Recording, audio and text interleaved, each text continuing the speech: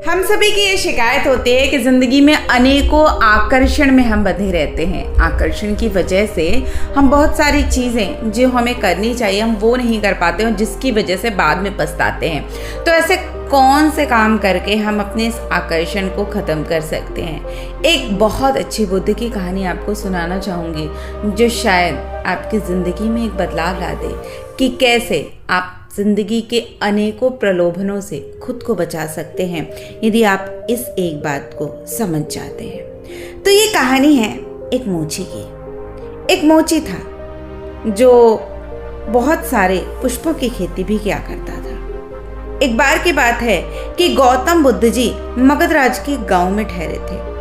अब वो जो मोची का परिवार रहता है उसके घर के पास ही फूलों का एक तालाब था और वो उसमें फूल भी बोता था। एक दिन उसके घर के पास जो तालाब था, जब वो वहाँ से पानी लेने जाता है तो वो एक अद्भुत नज़ारा देखता है क्योंकि वहाँ एक बहुत विशाल पुष्प कमल का खिला हुआ था और वो पुष्प देखने में बड़ा ही सुंदर था। इतना सुंदर था कि चमत्कारी लग रहा था। अब मोची ने तुरंत अपनी पत्नी को बुलाया और उसको वो फूल दिखाया। मोची की पत्नी आध्यात्मिक थी, धर्म में आस्था रखने वाली थी। फूल को देखते ही समझ गई कि ये किसी संत के आशीर्वाद से हुआ है। उसने कहा, कल यहाँ से गौतम बुद्ध गुजरे थे, उनके प्रताप से ही ये पुष्प खिला है। अब उस पुष्प को चमत्कारी मानकर मोची ने एक योजना बनाई। उसने योजना के बारे में अपनी पत्नी को बताया और कहा कि वो इस पुष्प को राजा को देगा और उनसे बहुत सारी स्वर्ण मुद्राएं ले लेगा। उसकी पत्नी ने भी सोचा कि ये पुष्प उनके तो किसी काम का है नहीं, इसे राजा को ही दे देना चाहिए, साथ ही इससे उनके कुछ कमाई भी हो जाएगी। अब पत्नी की सहमति के बाद मोची राजमहल की ओर चल पड़ा। राजमहल के रास्ते में से एक व्यापारी मिलता है। मोची के हाथ में इतना खूबसूरत पुष्प देखकर रुक जाता है। वो मोची से पूछता है कि भाई ये पुष्प लेकर कहाँ जा रहे हो? मोची कहता है कि मैं ये पुष्प लेकर राजा के पास जा रहा हूँ, इसे राजा को भेंट करके राजा से मुंह मांगा इनाम लूंगा। व्यापारी ने मोची को प्रस्ताव दिया, तुम ये पुष्प मुझे दे दो, बदले में मैं तुम्हें 100 स्वर्ण मुद्राएं दूंगा। अब मोची सोच में पड़ गया कि अगर ये व्यापारी इस पुष्प के लिए 100 स्वर्ण मुद्राएं दे रहा है तो राजा तो मुझे इससे भी ज्यादा दे सकता है। और ये सोचते हुए उसने व्यापारी को पुष्प देने से मना कर दिया। थोड़ा आगे चला ही था कि उसे रास्ते में राजा के दर्शन हुए। तो गौतम बुद्ध के दर्शन करने के लिए वो जा रहे थे। राजा भी मोची के हाथ में वो दिव्य पुष्प देखकर अचंभित हो गया।